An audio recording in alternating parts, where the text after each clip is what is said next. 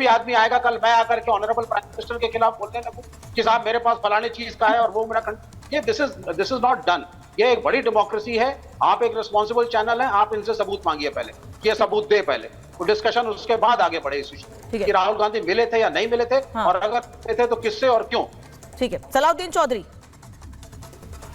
ये जो भाई ने अभी कहा नहीं कि मेरे खिलाफ सीडिशन चार्ज, ब्लास्फेमी चार्ज, ब्ला ब्ला ब्ला ब्ला ब्ला, सो ये किसने लाया था?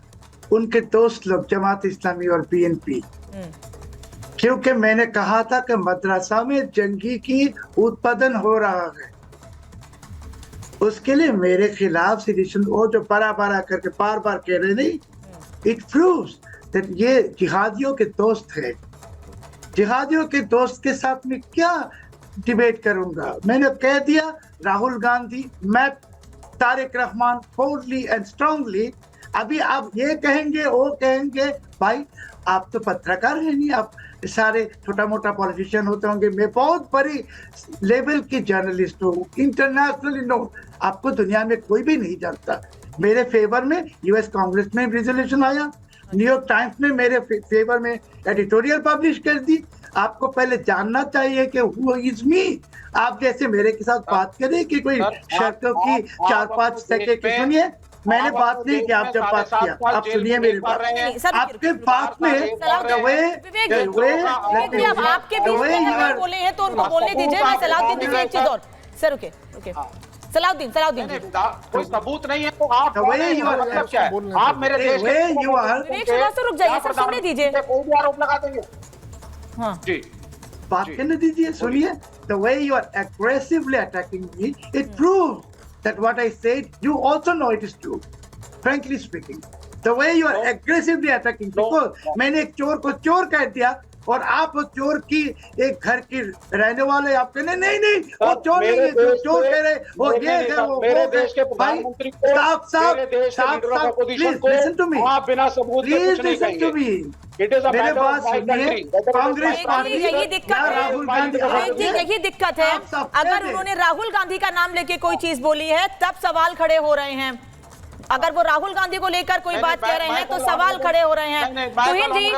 तुहिन सिन्हा, ये यही सवाल है कि जब सलाउद्दीन चौधरी बार बार ये बात कह रहे हैं और वो कह रहे हैं वो बड़े लेवल के, और हम भी जानते हैं वो बांग्लादेश में जाने माने बड़े लेवल के पत्रकार हैं, बिना किसी सबूत के, बिना किसी बात की इतना बड़ा दावा नहीं करेंगे वो। दो ना फिर भैया, क्या क्यों रखा है, फ्रिज में डाल रखा है कोल्ड? सर जब वो आपसे पूछोगे तब बोलिएगा ना, रुकिए, दूसरे को बोलने दीजिए। सलाउद्दीन जी आ रही हूँ, सलाउद्दीन चौधरी आ रही हूँ मैं आपके पास। अनामिका जी, रिपब्लिक खुद भी बड़े पैमाने पर इन्वेस्टिगेटिव जर्नलिज्म करता आया है, और आपको भी पता है कि किसी भी कोई जर्नलिस्ट अपना सोर्स नहीं डिस्क्लोज करता है। जब वक्त आएगा वो अपना प्रमाण देंगे, लेकिन आज क्या ये दायित्व तो नहीं बनता है लीडर ऑफ ऑपोजिशन का कि वो भी अपना पक्ष रखे? हम तो उत्तर मांग रहे हैं, क्या लीडर ऑफ ऑपोजिशन से जवाब भी नहीं मांगा जाए अगर इतना गंभीर आरोप लगाया जा रहा है? और मैंने तो आपको 2-3 चीजों के साथ जोड़ा, उनके व्यवहार पिछले 2 सालों में जो व्यवहार रहा है, जिस तरह की धमकियां वो देते रहे हैं, उससे मैंने जोड़ा है। देखिए, दूसरी बड़ी बात अनामिका जी जो बताना बहुत जरूरी है, देखिए जहां तक हिंदुओं के हित का बात होता है, वहां पर भी राहुल गांधी और प्रियंका गांधी की जो चुप्पी है वो बहुत रहस्यमय है। आपने देखा 8 अगस्त को, गुरुवार की बात कर रहा हूं, उन्होंने अपने घर में एक मीटिंग की थी, कि या घर पे या जहां भी मीटिंग की थी, एक डेलीगेशन से मिले थे। डेलीगेशन में जीन ड्रेस शामिल थे। जीन ड्रेस जो अपने आप को एक इकोनॉमिस्ट बताते हैं, भी लेफ्ट लीनिंग इकोनॉमिस्ट है। अगले दिन जीन ड्रेस जो है दिल्ली में गिरफ्तार होते हैं प्रो पैलेस्टीन प्रोटेस्ट में पार्टिसिपेट करते हुए, और उनके साथ होते हैं नदीम खान जो ऑल इंडिया जमायत इस्लामी हिंद के एक महत्वपूर्ण सदस्य हैं। और नदीम खान का इतिहास रहा है कि वो बांग्लादेश में सिविल वॉर की वकालत करते हैं। तो बड़ा प्रश्न ये भी है कि गुरुवार को जब हिंदुओं की जानें जो हैं बांग्लादेश में खतरे में थी, तो क्या राहुल गांधी जो अपने डेलीगेशन के साथ ये चर्चा कर रहे थे, ये मेंटोरिंग कर रहे थे, ये ट्यूटरिंग कर रहे थे कि आप प्रो पैलेस्टीन प्रोटेस्ट को कैसे आगे बढ़ाएं?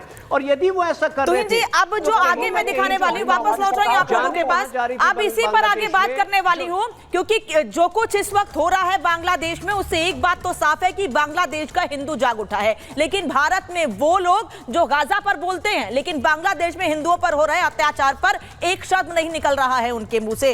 हिंदुओं को लेकर सिंपैथी तो छोड़िए, वहां पर जो कुछ हो रहा है उन तस्वीरों को भी सोशल मीडिया पर डालकर अपनी ओर से ना कोई दुख व्यक्त किया जा रहा है और ना ही उस पर कोई बयान जारी किया जा रहा है। लेकिन हाँ, उत्तर प्रदेश के मुख्यमंत्री योगी आदित्यनाथ ने उत्तर प्रदेश से बांग्लादेश में हो रही हिंसा या बांग्लादेश का माहौल खराब करने वाले, बांग्लादेश में हिंदुओं पर हमला करने वाले लोगों को क्या संदेश दिया है, सुन लीजिएगा। याद रखना, जो बांग्लादेश में हो रहा है, जो चर्चाएं हो रही थी अभी, वहां 90% जो हिंदू बचा है वह दलित समुदाय से है। और मैं इसीलिए कहना चाहूंगा, ये जो सबके मुंह सिले हुए हैं, इसलिए सिले हुए हैं क्योंकि इनके मालूम है कि बांग्लादेश को हिंदू उनका वोटर नहीं होगा। वह हिंदू है, ये हो सकता है उसकी गलती हो, लेकिन हम उसको गलती नहीं मानते, हम उसको मानते हैं उसका सौभाग्य है कि वो हिंदू है और उसकी रक्षा करना हम सबका दायित्व है।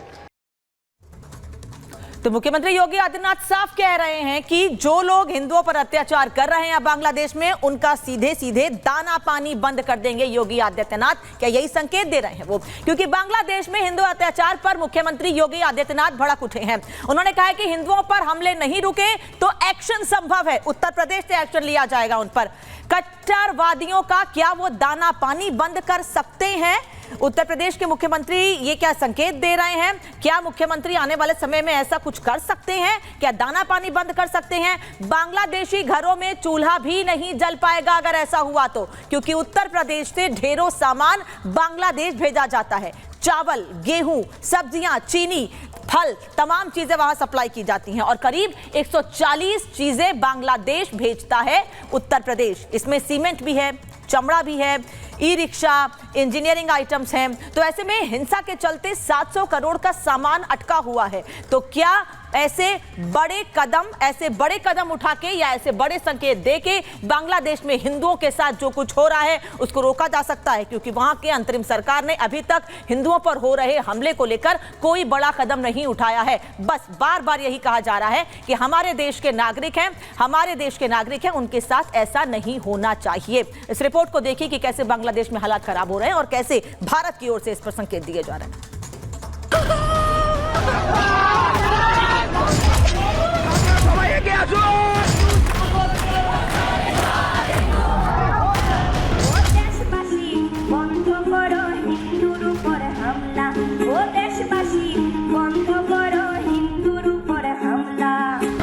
बांग्लादेश में हिंदुओं के साथ हो रही हिंसा की तपिश अब भारत में भी दिख रही है।